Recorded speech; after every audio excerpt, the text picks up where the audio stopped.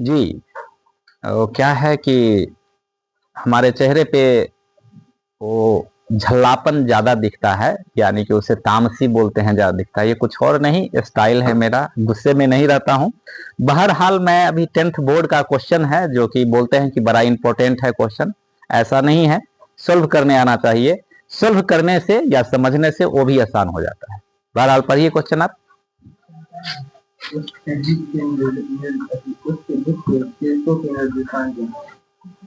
त्रिभुज के शीर्षों के निर्देशांक ज्ञात करें।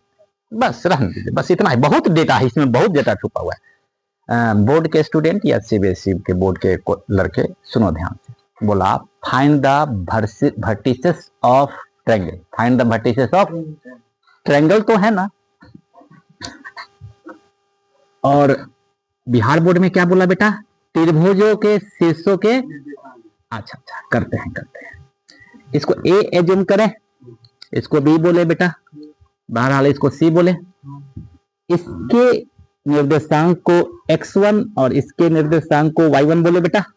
वर्टिसेस को बोला, यानी कि vertices of triangle is x1 y1, that is बेटा यस यस, ये यही तो फाइंड आउट करना है। और दैट इज बेटा बहुत सुंदर, यही तो मालूम करना है। कोई दिक्कत? आगे पढ़िए आप। जिसकी भुजाओं के मध्य बिंदुओं के निर्देशांक। हाँ बोलिए।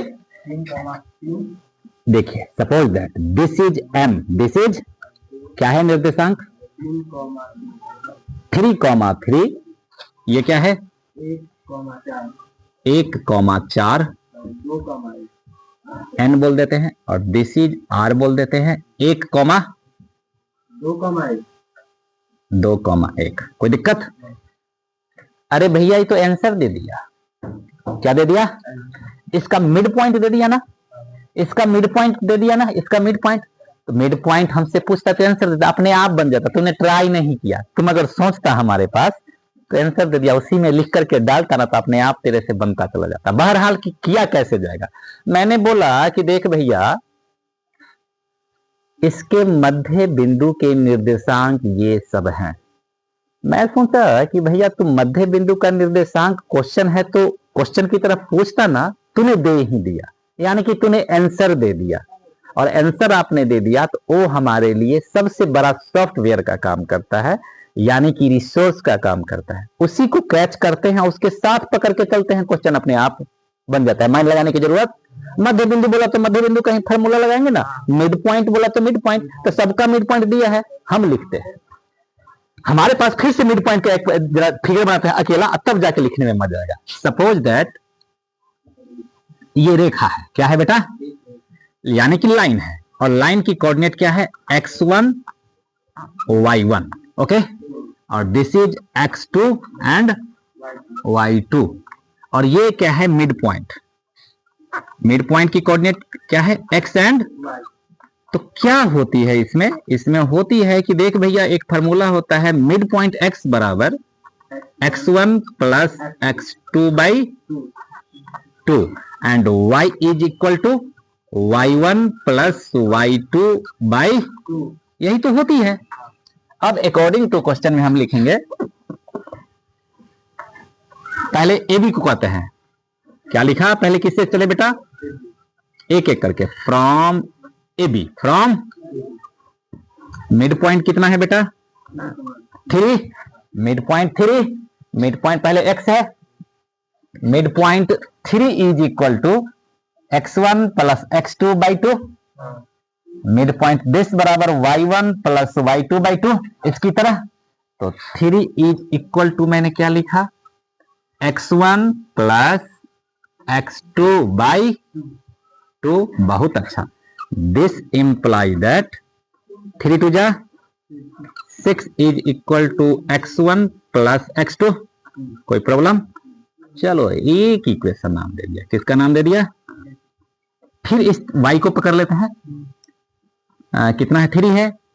3 इज इक्वल टू लिखा फिर से नाउ, बहुत सारे इसमें बदलेंगे। Now 3 is equal to y1 plus y2 by 2। This imply that 6 is equal to y1 plus y2, कोई प्रॉब्लम है? बन गया 2, कोई दिक्कत है? जैसे ऐसे इसके लिए किया वैसे ही इसके लिए करो, वैसे ही इसके लिए करो, सारे रिलेशन को ले आओ। अब एक गलियात को फिर से लिखा, नाउ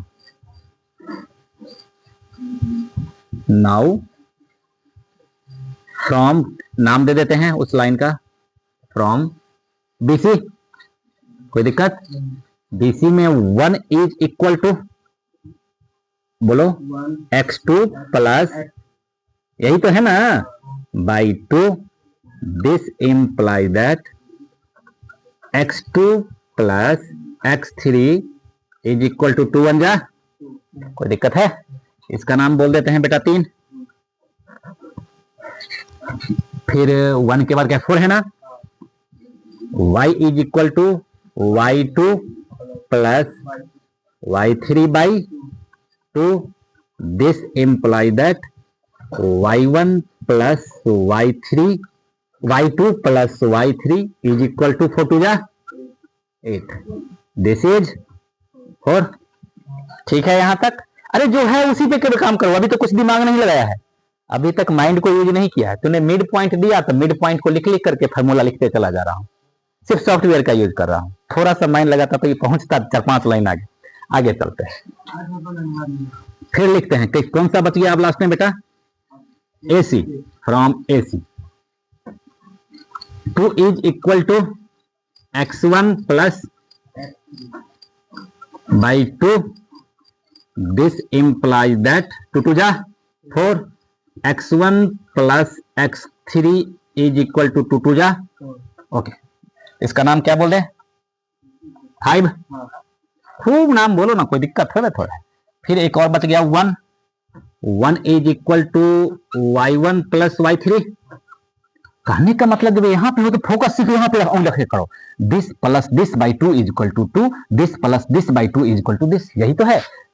दिस प्लस दिस, पहला प्लस पहला by 2 is equal to this, दूसरा प्लस दूसरा बाई 2 इक्वल टू दिस, यही ना यूज कर रहे हैं और कुछ नहीं यूज कर रहे हैं ना। By 2, this imply that y1 plus y3 is equal to 2 1 जा 2। यहां तक ठीक है? कितने रिलेशन बचे? 6। हम x वाले को पहले प्लस कर लेते हैं, x वाले को और y वाले को, y वाले को ही प्लस कर लेते हैं और x वाले, अब x1 y1, अरे चाहिए तुमको क्या, x1 x2 x3 y1 y2 y3 यही चाहिए ना। तो हम क्या करते हैं यहाँ पे,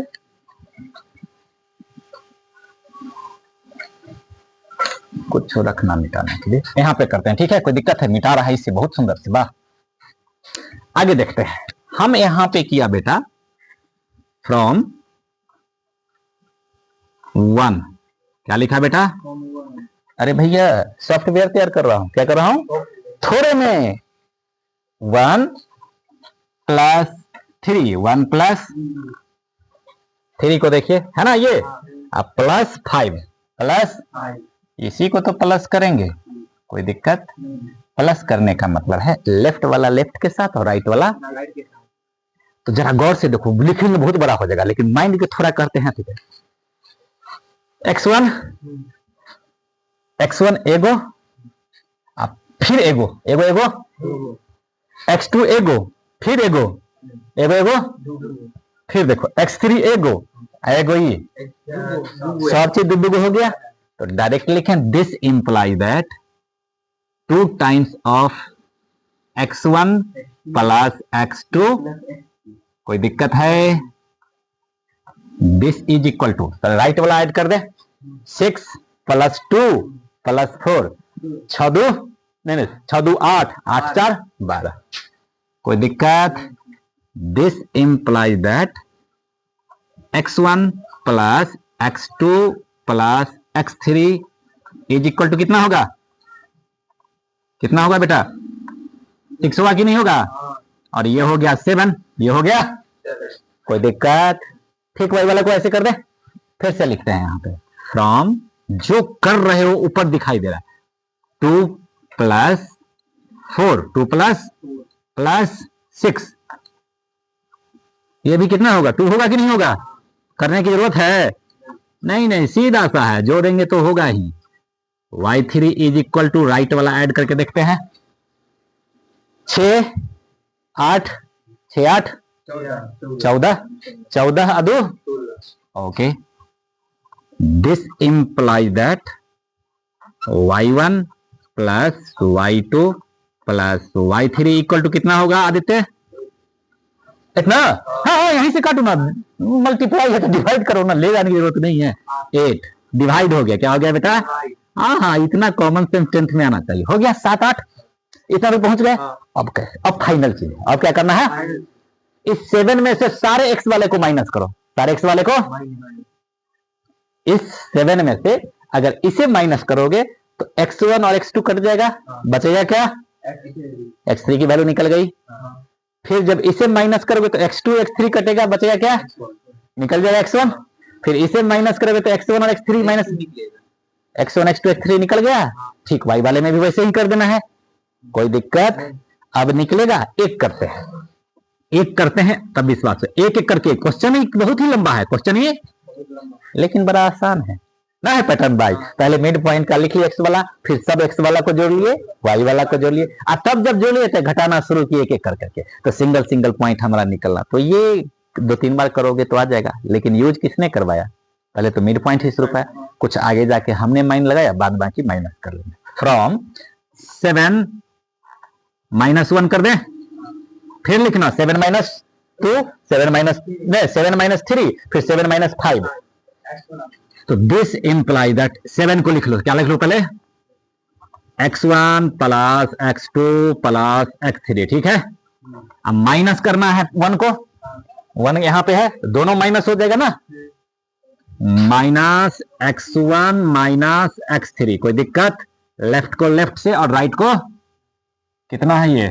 6 है ना, 6 माइनस ये कितना है भैया, ये भी 6 है, 6 माइनस 6, कोई दिक्कत, ठीक है ना, देयरफॉर x1 से x1 और x3 से x3 cancel, that is x2 is equal to क्या आ गया 0, x2 निकल गया, क्या आया कि नहीं, ठीक है, आ सकता है, पॉइंट ही तो है, क्या है, कोई दिक्कत है यहां से, नहीं दिक्कत है ना, आगे का काम कर सकते हो लगातार, समझ में आ गया ये क्वेश्चन, या आप में भी क्वेश्चन है, क्वेश्चन इंग्लिश में पढ़े, फिर से एक बार समझाएं क्या, हाँ हाँ तुमको 2 बार 3 बार समझने क्या आदि काम इतने करना है, देखो ठीक है, फिर बात बोला, त्रिभुज के शीर्ष को ज्ञात करें, यही बोला ना, जहां उसकी मध्य बिंदु ये है, ये है, ये है, मैंने पकड़ा कि भैया तुम मध्य बिंदु, पहले बिहार बोर्ड वाले को समझाते हैं फिर तुम पे आते हैं, बोला कि मध्य बिंदु दे दिया, ये तो आंसर है, क्या है, यही हमारे सॉफ्टवेयर का काम किया, और उसी को पकड़ करके मध्य बिंदु को जैसे पकड़ा वैसे 3 किसका, इसका है, फार्मूला क्या होता है भूल जाओ, अब इसको जब रखा तो इसी को सिर्फ देखो, आंख से देखो, भूल जाओ ऐसे बंद करके, 3 is equal to x1 plus x2 by 2, 3 is equal to y1 plus y2 by 2, बोलता नहीं है, x is equal to x1 plus x2 by 2, y is equal to y1 plus y2 by 2, यही एक्स्ट्रा लिखा रहता है ना, उसी का यूज करते करते इसके लिए किया, फिर इसके लिए किया, फिर इसके लिए किया, और फिर x वाले को क्या किया मैंने यहाँ पे, सारे को ऊपर लिख दिया, 1 प्लस 3 प्लस 5, ऐड करते ही 2 तो आना ही है, राइट को भी राइट से ऐड कर दिया, बड़ा ऐसे ही 2 प्लस 4 प्लस 6 किया, y में आ गया, और जब आ गया दोनों बन के, तो धीरे धीरे कर करके एक एक करके क्या कर लिया, माइनस कर लिया, ऐसे ही 7 - 1 किया तो ये आ गया, फिर 7 - 3 कर दो, फिर 7 - 5 कर दो, तो सारा x वाला आ जाएगा, फिर 7 - 2 करो, सॉरी 8 - 2 करो, 8 - 4 करो, और 8 - 6 करो, तो y1 y2 y3 आएगा, फिर एक साथ लिख दो, x1 y1 को एक साथ लिख दो, कि ये रहा इसका भट्टी से, कोई दिक्कत, ठीक है क्वेश्चन, ठीक, अब काम इतना ही, देखो ये भाई साहब यहां से लेके यहां तक, ये लगता ही नहीं है कि बिहार बोर्ड का क्वेश्चन किया है मैंने, बिहार बोर्ड का क्वेश्चन किया है, ये लगता है सीबीएसई बोर्ड का क्वेश्चन किया हुआ, समझ लिखना उतना ही पड़ेगा, बिहार बोर्ड और सीबीएसई बोर्ड का, बड़े कुछ लिखना ही नहीं पड़ता है। चलो नेक्स्ट क्वेश्चन प्लीज,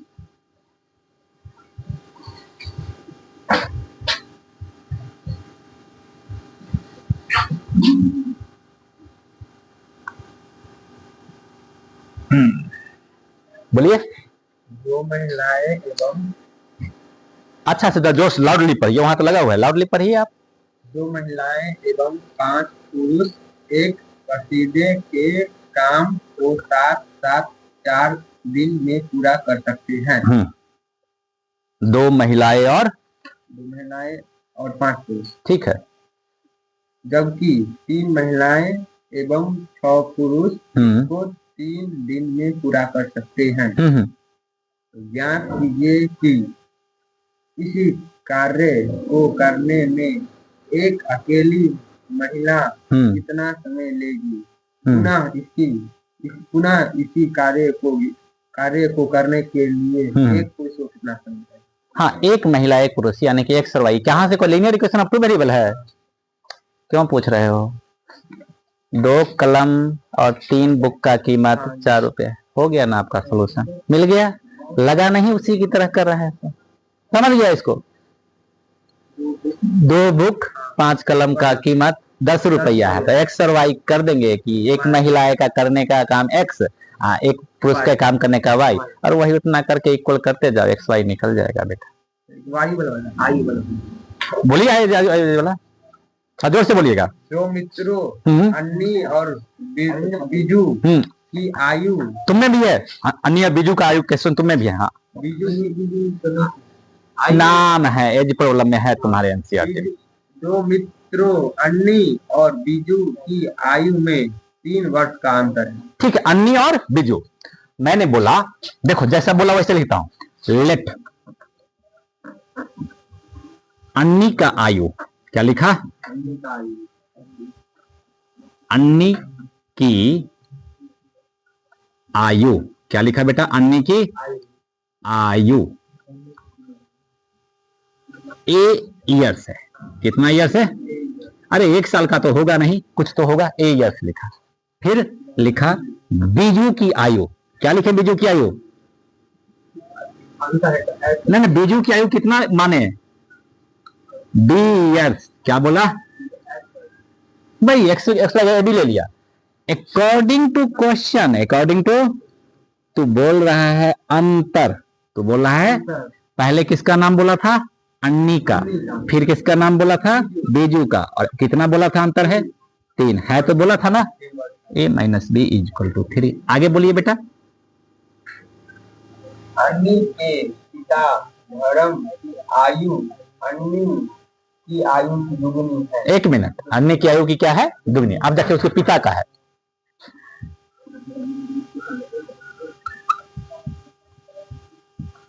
अन्नी पिता एज, अन्नी पिता आयु। देखिए जरा गौर से देखिए, यहाँ पे इसीलिए कंफ्यूजन है। अन्नी के पिता आयु दुगनी बोला ना, तो अन्नी की आयु कितनी होगी?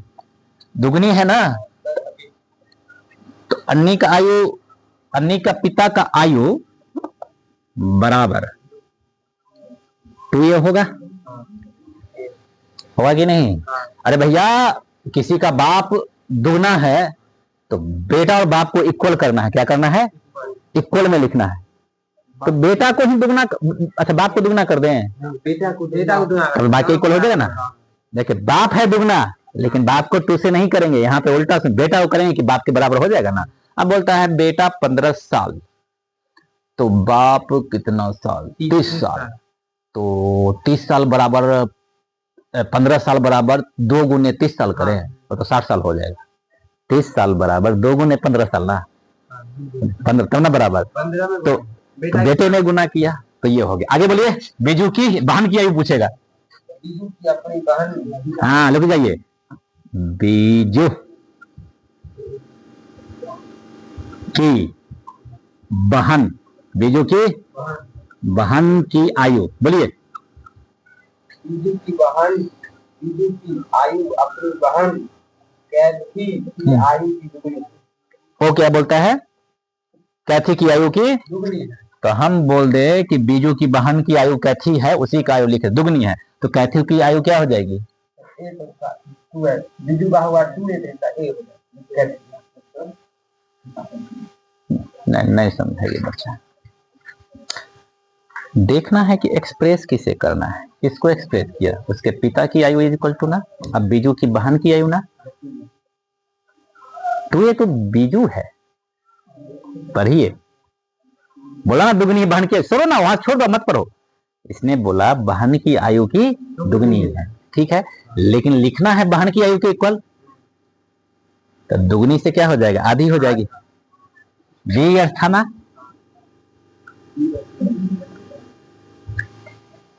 तब ना बहन की आयु के बराबर हो जाएगा। अब इसे नहीं कर सकते, अगर बीजू की आयु लिखेंगे तब तो ये डी लिखूंगा, लेकिन बीजू की बहन की आयु। अब देखो आगे पढ़ो और थोड़ा सा। कैथी और धर्म की आयु का अंतर 30 वर्ष। कैथी और धर्म, उसके पिता का नाम धर्म था।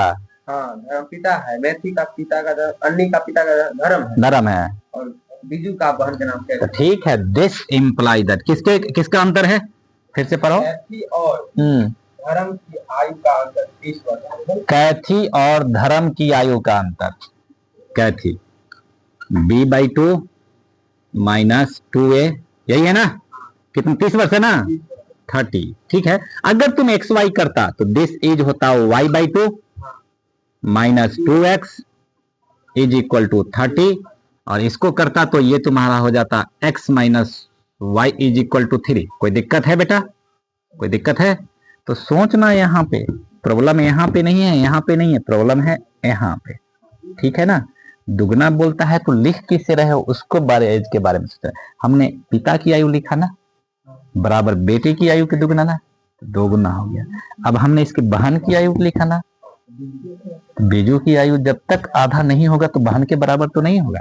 फिर बोलता है दोनों का डिफरेंस हो गया, सॉल्व कर लेना, ठीक है। तो फोकस करना ये बीजू आयु क्या है, यहाँ पे धर करके 1-2 बार अपने मन से पहले बना, लिखना मत, सोचना, सोचोगे अपने आप होगा, ठीक है। और बोलिए, ये तो अच्छा नहीं है, ये कैमलिन का इंक भी जो है तो अच्छा नहीं है। चलो बेटा,